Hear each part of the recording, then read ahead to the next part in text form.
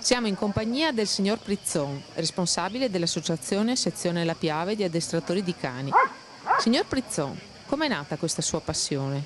La mia passione è nata tantissimi anni fa, ancora negli anni '80, vedendo le mostre cinofile in giro per il Veneto, e da là è partita la mia passione, prima col settore allevamento, settore bellezza, e poi mi sono cimentato nel settore addestramento all'inizio degli anni '90, dove adesso sono responsabile della sezione La Piave, una sezione SAS, dove abbiamo una delle tante sezioni del Veneto. Siamo 10 sezioni in tutto il Veneto e 150 in tutta Italia. Abbiamo una sede centrale a Modena, dove ci sono tantissimi iscritti, tutti gli appassionati del pastore tedesco.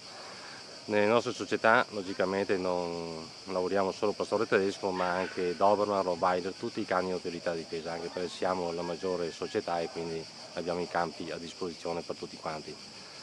Il nostro intento è portare avanti sempre l'addestramento dei cani, farli socializzare e mantenere le caratteristiche in particolare del pastore tedesco, che deve essere anche coraggioso, forte e mantenere le caratteristiche originali di una volta.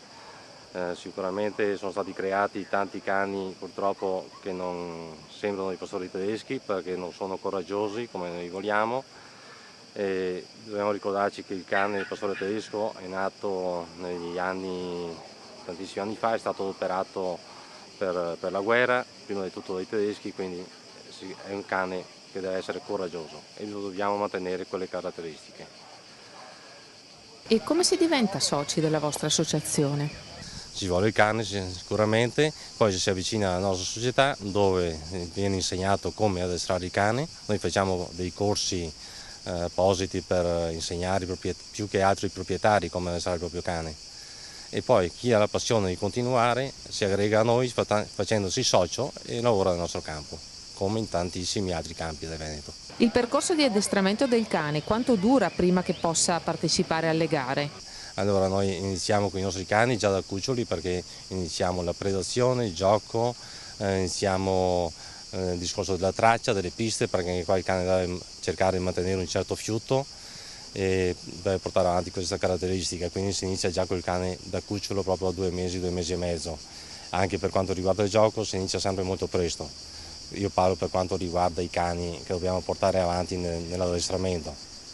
Poi per il vero addestramento, fatto seriamente, si parla su 1 anno di età. Per il cane è come un bambino, bisogna mandarlo a scuola quando è maturo, quando è capace anche di sopportare certe lavorazioni, perché se si impongono certe cose non sempre accettate dal cane. Cerchiamo di farlo sempre con la ricompensa del bocconcino da mangiare, però sappiamo che è una cosa innata sul cane obbedire proprio, quindi noi dobbiamo cercare di farlo obbedire nella maniera modo.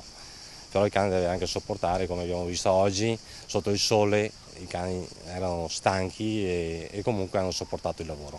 Un cane troppo giovane non riuscirebbe a sopportarlo.